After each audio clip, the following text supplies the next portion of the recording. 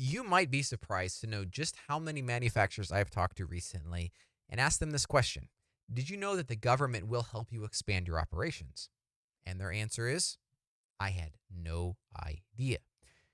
If you are a manufacturer in Kansas, you might like this idea of free money. But as all born and raised Kansans know, there really is no such thing as free money. We get money by the sweat of our brow and we have to work our tails off to get it. So, how could there be this thing of free money in Kansas? I'm Joseph Maxwell with the experts here at SwiftOtter. We specialize in digital transformation for manufacturers, helping them reach new audiences, new markets by enabling their products to be sold online.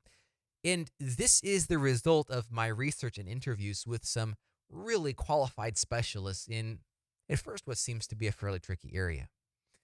Now, the question you are probably asking before you even clicked on this video, is this a scam? We've all seen these fulfillment by Amazon ads where this dude's standing next to a Lamborghini saying this is how you can make millions and millions of dollars and retire just as quickly as you ever want to. And I'm teaching you how to do it. And if they're teaching you how to do it, did they really make it themselves? No, in reality, this is not a scam. This information is publicly available. There'll be links to this in the descriptions below. From our website, we show you how you can have this information on the Kansas website. We are simply consolidating it into a easily understandable format. There are stipulations for receiving the money. There are potential clawbacks. While the application process is fairly straightforward, you will have some prep work to do. At the end of the day, this is not a scam. This is legit. This is your government trying to invest back in manufacturers here in the United States and kickstart them once again. Kansas, in particular, has 4 programs. The first 2 focus on workforce expansion, the last 2 on facility or equipment expansion. We're going to take a couple of minutes and we're going to walk through each one of these 4 programs.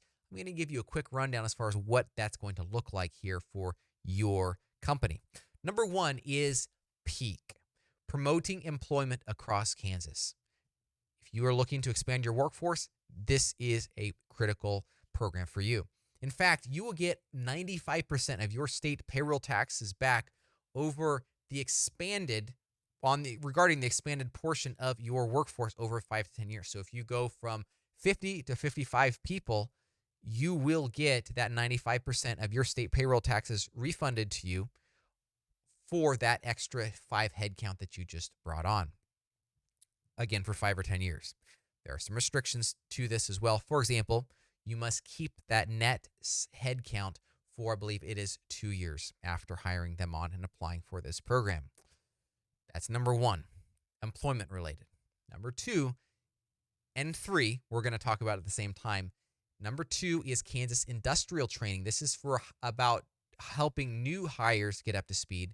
And Kansas industrial retraining would be about helping companies who have expanded their production facilities or brought on new pieces of equipment and helped existing employees come up to speed with how to use this new equipment. It provides manufacturers between $1,200 and $2,000 per trainee. It covers airfare, lodging, transportation, meal allowances, the material used for training like steel plates with a new welding machine, and of course, the training itself. This is pretty incredible. So KIT covers training existing employees. KER, retraining, is about helping, I said that backwards. KIT is about helping new employees. KER is about helping existing employees increase their skills on a new piece of equipment. Last but not least, now as we are exclusively focusing on production or capital investment, we have HPIP, High Performance Incentive Program.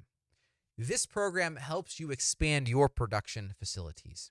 You pay no sales tax or property tax on new equipment covered by this program. Better yet, you get 10% of your investment back above a buy-in threshold in state tax credits. This is phenomenal. The result of these programs is truly incredible, and it will help you expand your workforce and make your production facilities even bigger. Now, this begs the question, what do I need to do or be to qualify? And we'll talk about that here really quickly. Number one, you must be a manufacturer.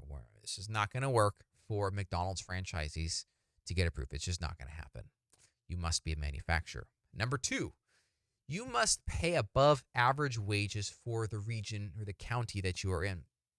There are charts on our website that we link to the Kansas Economic Development that give you those median wages, and your wages must be above, your median wage must be above that. And in fact, the further above that you are, the more incentivized you are in order to keep it there. Third, you must cross a minimum level of investment or expansion. For example, with Peak, you must bring on a net new headcount of 5 people and maintain that for 2 years. For rural counties, or 10 headcount maintained for 2 years for suburban counties. Again, suburban counties would be Shawnee, Douglas, Wyandotte, Johnson, Leavenworth, and Sedgwick. That's their list of suburban counties. In other words, there's a lot more people there, and so the investment must be significantly higher. You must also provide decent health care. With HPIP, the Production Facilities Expansion Program, you need to invest at least $50,000 in new equipment, new building, etc. in rural counties, but $1 million in suburban counties. So the differential is quite significant there. These programs are heavily weighted toward incentivizing, utilizing all Kansans talent as opposed to just the ones in the suburban areas, which you could say would be, there's more people there, theoretically easier to access.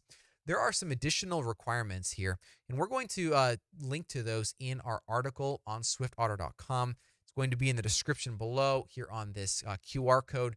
Feel free to scan this, pull up the article, give you a lot more detailed information than what we can cover here in this video. If you have further questions, I would love to answer those for you. I'm very passionate about also seeing manufacturing return here to the United States. Drop me a comment here below this video. Shoot me an email, joseph@swiftotter.com. I would love to help you.